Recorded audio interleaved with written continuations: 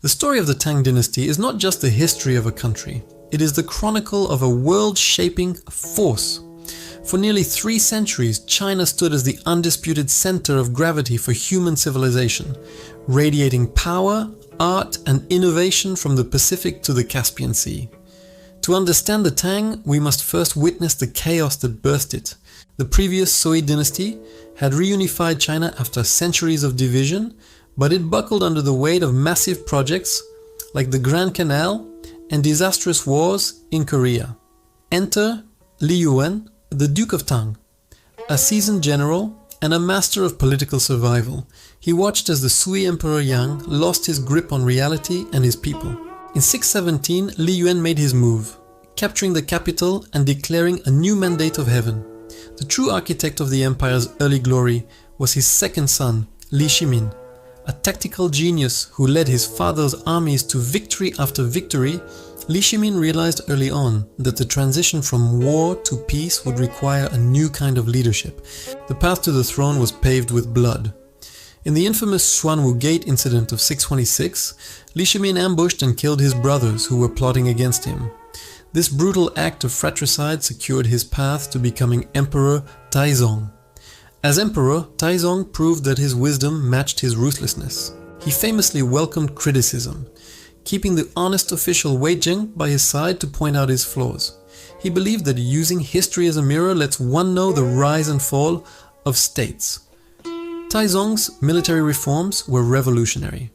He created a standing army of professional soldiers who were granted land in exchange for service. This Fubing system ensured that the Tang had a loyal, self-sustaining force capable of defending its ever-expanding borders. Under Taizong, China expanded into the Gobi Desert and crushed the Eastern Turkic Khaganate. This victory earned him the title of Heavenly Khagan, making him the first Chinese ruler to be recognized as the legitimate leader of the nomadic world. To manage this vast realm, the Tang perfected the civil service examination.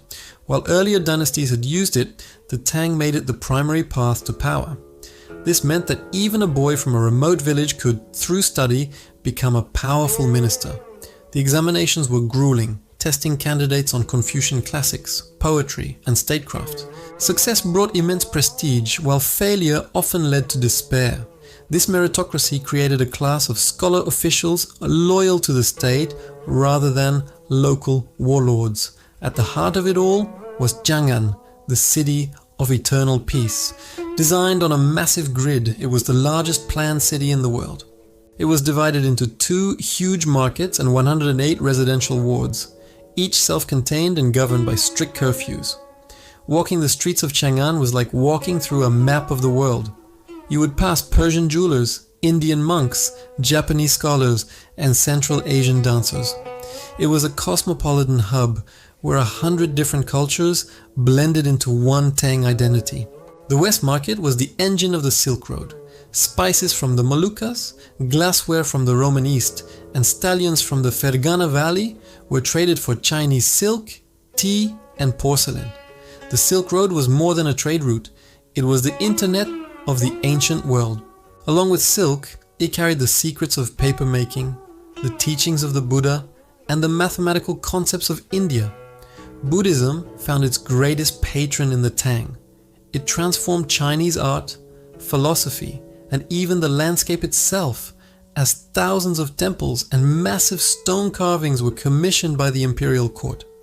One of the most famous figures of this era was the monk Xuanzang. In 629, he defied an imperial ban on travel and set out on a 17-year journey to India to bring back authentic Buddhist scriptures. His adventures would later inspire the legendary journey to the west. When Xuanzang returned in 645, he was welcomed as a hero. The emperor built the giant wild goose pagoda specifically to house the hundreds of Sanskrit texts Xuanzang had brought back, ensuring their preservation for centuries. But the Tang court was also a place of lethal ambition. After Taizong's death, his son, Emperor Gaozong, took the throne. It was his favorite concubine, Wu Zetian, who would truly wield the power, eventually doing the unthinkable, declaring herself emperor. Wu Zetian's rise was marked by blood and brilliance. she allegedly murdered her own daughter to frame her rival, the Empress Wang. Once in power, she purged the old aristocracy and replaced them with men who owed their loyalty only to her. As emperor, she moved the capital to Luoyang and founded her own Zhou dynasty. She was a tireless worker, personally reading thousands of petitions and expanding the examination system to allow more commoners to enter the government. She was also a massive patron of Buddhism, using the religion to justify her rule as a female leader. She commissioned the colossal Vairocana Buddha at the Longmen Grottos, which many believe was carved in her own image. Her reign ended in 705 when she was forced to abdicate by a palace coup. Despite the controversy, historians recognize that her strengthening of the meritocracy was essential for the dynasty's survival. The dynasty reached its cultural and economic peak under Emperor Xuanzong, the grandson of Wu Zetian. His early reign was known as the heyday of Kaiyuan, a period where the empire was so wealthy that grain was said to rot in the granaries. Under Xuanzong, poetry became the defining art form of China. To be a gentleman, one had to be a poet. The emperor himself was an artist, and he founded the Pear Garden, the first Imperial Academy of Music and Theatre. This was the era of Li Bai, the immortal of poetry. A wanderer and a drunkard, he wrote with a wild, unrestrained energy. He famously claimed that wine was the key to unlocking the universe. Li Bai's poems were filled with Taoist themes of nature and immortality. He once claimed that he had fallen into the water while trying to embrace the moon. Reflection? His work remains the gold standard for romantic expression in Chinese. Contrasting Li Bai was Du Fu, the poet historian. While Li Bai looked at the stars, Du Fu looked at the mud. He wrote about the suffering of the poor, the corruption of officials, and the devastating impact of war. Du Fu's work became a moral compass for future generations. His meticulous use of structure and his deep compassion for the common man earned him the title of Sage of Poetry. Together, Li Bai and Du Fu represent the two halves of the Tang soul. The Tang was also a golden age for the decorative arts. The Sankai, or three-color glaze, became the signature look of Tang ceramics. These vibrant figures of horses and foreign merchants allow us to see exactly what life was like 12 centuries ago. Painting shifted from simple outlines to complex landscapes and intimate court scenes. The Shanshui, or mountain and water style, began to emerge, where the human figure becomes a small, humble part of a vast, breathing, natural world. While the elites enjoyed poetry and painting, the common people were witnessing a revolution in daily life. Tea, which had once been a bitter medicine, became the national drink. Lu Yu, a scholar who wrote the classic of tea, detailed everything from the type of water to the temperature of the coals. He turned the simple act of drinking into a spiritual practice. Another world-changing invention was woodblock printing. By carving entire pages of text into wooden blocks, the Tang were able to mass-produce Buddhist sutras and calendars, making information accessible to the public. The Diamond Sutra, printed in 868, is the world's oldest dated printed book. Its existence proves that China was centuries ahead of Europe in information technology. Tang society was surprisingly open and energetic. Women of the court enjoyed horse racing and polo, a sport imported from Persia. They wore high-waisted dresses and elaborate makeup, reflecting a culture that valued beauty and activity. Makeup was an art form in itself. Tang women used lead-based powders to whiten their skin and painted elaborate floral designs on their foreheads. But beneath the surface of this artistic paradise, the seeds of destruction were being sown. Emperor Xuanzong, in his later years, became obsessed with his consort, Yang Guifei. He began to neglect the affairs of state. Yang Guifei's family, especially her cousin Yang Guozhong, rose to immense power, sparking resentment among the military. One of these generals was An Lushan, a man of Sogdian and Turkic origin, who now felt marginalized. In 755, An Lushan launched his rebellion from his power base in the north. He claimed he had an imperial decree to remove the corrupt Yang family. His battle-hardened troops moved south like a tidal wave. The capital, Chang'an, fell in 756. Emperor Xuanzong fled towards Sichuan with his court. Along the way, his own guards mutinied, demanding the death of Yang Guifei, whom they blamed for the disaster. The death of Yang Guifei was a turning point. Xuanzong, heartbroken and broken in spirit, abdicated the throne to his son, Emperor Taizong. The Tang had lost its heart, and the task of reclaiming the empire fell to a generation of generals. To retake the capital, the Tang were forced to make a desperate alliance with the Uyghur Khaganate. These horsemen helped liberate Chang'an and Luoyang, but they were allowed to sack the cities as payment. The Anlushan rebellion was finally suppressed in 763, but the cost was staggering. Estimates suggest the population of China dropped by millions. The empire's census became a record of ghosts. In the wake of the war, provincial military governors, the Jiedushi, became the new masters of the land. They collected their own taxes and ignored the emperor's commands. The central government struggled to stay relevant. To fund the military, they established a state monopoly on salt. The Salt Commission became the most powerful and often the most hated bureaucracy in the empire. Despite the political chaos, the spirit of Tang innovation remained alive. The south-pointing carriage was perfected, and hydraulic-powered trip hammers revolutionized the processing of grain. The late Tang saw a significant shift in religious life. In 845, Emperor Wuzong, a devout Taoist, launched a massive persecution of Buddhism. He viewed the monasteries as parasites that took land and labor away from the state.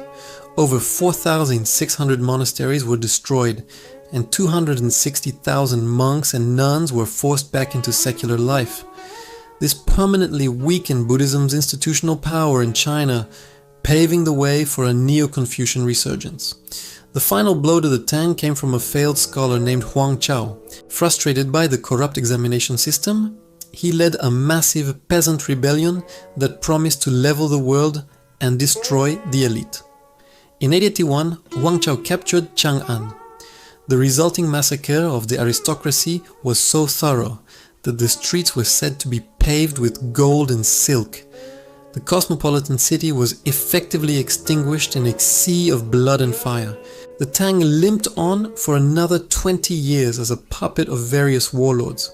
Finally, in 907, the warlord Zhu Wen forced the last Tang emperor to abdicate, ending the dynasty. But even in its death, the Tang left a blueprint. The 5 dynasties and 10 kingdoms that followed were brief and chaotic, but they all utilized the administrative and legal structures the Tang had perfected. The Tang's influence on Japan is perhaps the most visible legacy today. The city of Kyoto was modeled directly after Chang'an. To walk the streets of ancient Kyoto is to see a living ghost of the Tang capital. Japan also adopted the Tang's Ritsuryo system of laws and the use of Chinese characters, or kanji. The very essence of Japanese high culture remains a preserved fragment of Tang splendor. In the world of fashion, the Tang's hanfu continues to inspire. The high-waisted, flowing silhouettes and vibrant colors are seeing a massive resurgence in modern China as young people reconnect with their golden age. Even our global economy owes a debt to the Tang. They were among the first to use paper money, or flying cash, to solve the problem of carrying heavy copper coins. The Tang also gave the world the compass. Originally used for divination, it was eventually adapted for navigation, allowing sailors to venture far into the open ocean. Medical science flourished as well. The newly revised Materia Medica, published in 659, was the world's first national pharmacopoeia, documenting over 800 substances and their uses. To fully appreciate the Tang's internal strength, we must look at the legal framework that held it together.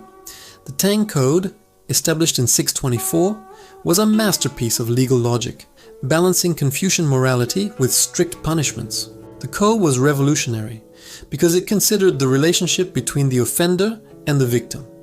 It was one of the first systems to formally recognize extenuating circumstances.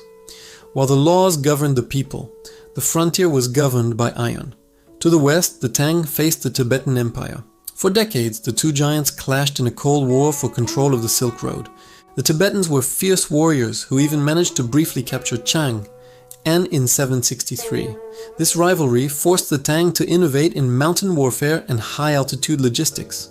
In the search for longevity, Tang scholars turned to alchemy. While they never found the elixir of life, they stumbled upon something far more world-changing. By mixing saltpeter, sulfur and charcoal, they inadvertently created gunpowder. Initially, this fire drug was used for fireworks, but the military soon realized its potential, experimenting with fire arrows and basic incendiary bombs.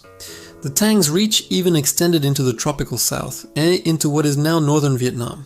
They established the Protectorate of Annan, bringing Chinese agricultural techniques and literature to the region. The heart of the empire was always its people. The equal field system ensured that every peasant family had enough land to survive, ensuring a steady stream of tax revenue. As the dynasty aged, the eunuchs of the palace began to seize power. Originally domestic servants, they eventually controlled the emperor's private guard and decided who would succeed to the throne. The struggle between the eunuchs and the scholar officials turned the palace into a battlefield of whispers and poison.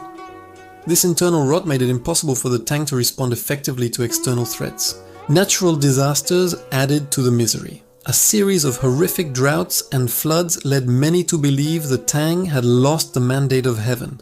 The desperate peasantry had no choice but to turn to rebellion. The rebellion of Huang Chao was the final nightmare. Huang Chao's forces were so desperate that they were rumored to have practiced cannibalism during long sieges.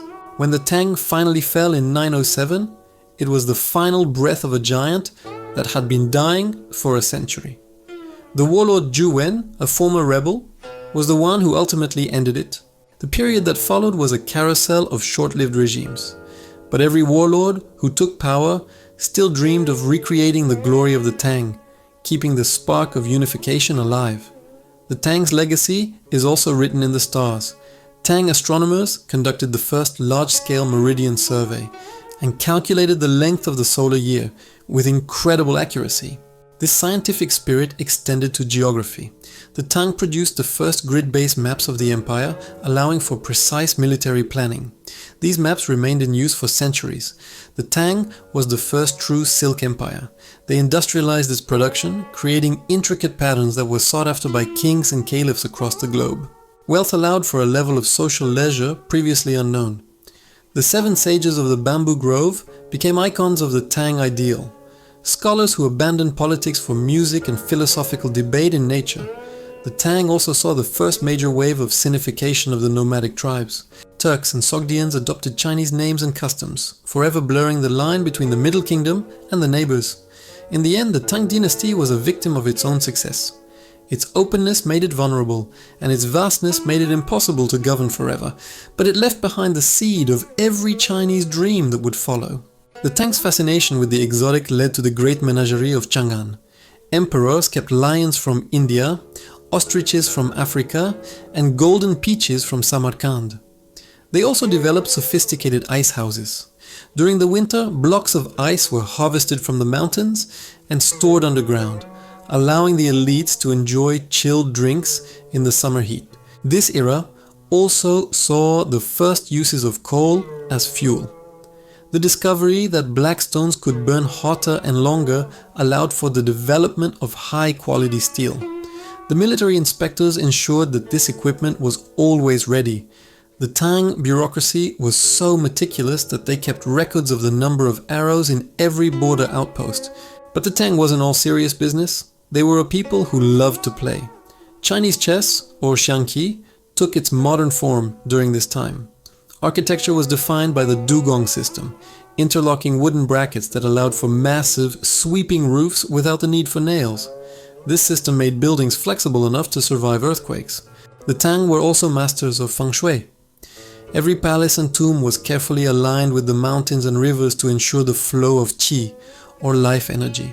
For the elite, life was a series of grand banquets. Guests would be entertained by whirling dancers from Sogdiana, whose high-speed spins were the sensation of the age. This love of life extended even to the afterlife. Tang tombs were filled with minqi, spirit objects intended to provide the deceased with everything they needed, from ceramic servants to farm animals. One of the most unique aspects of the Tang was their public health system. The government established halls of longevity for the elderly and provided medicine during outbreaks of the plague. The late Tang also saw the rise of Zen Buddhism. This school focused on sudden enlightenment through meditation and everyday tasks. But even as the court rotted, the people continued to innovate. They developed foot stirrups for horses, a technology that would soon travel west and change the face of European knighthood. The pipa lute became the soul of Tang music. Legend says the best players could make the strings sound like falling rain.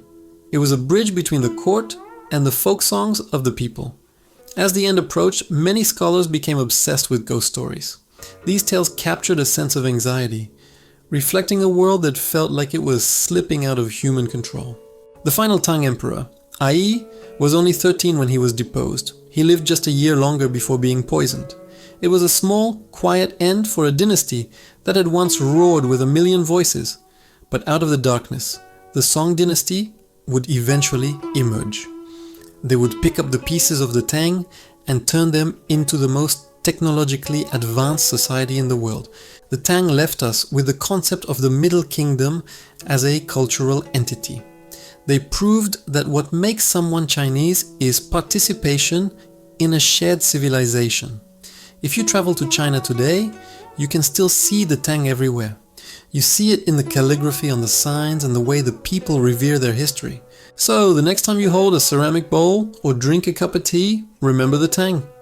Remember the poets who loved the moon and the people who built the greatest age the world has ever known. This has been the story of the Tang Dynasty, a golden age of power, a masterpiece of art, and a legacy that will never fade. Thank you for traveling back in time with us.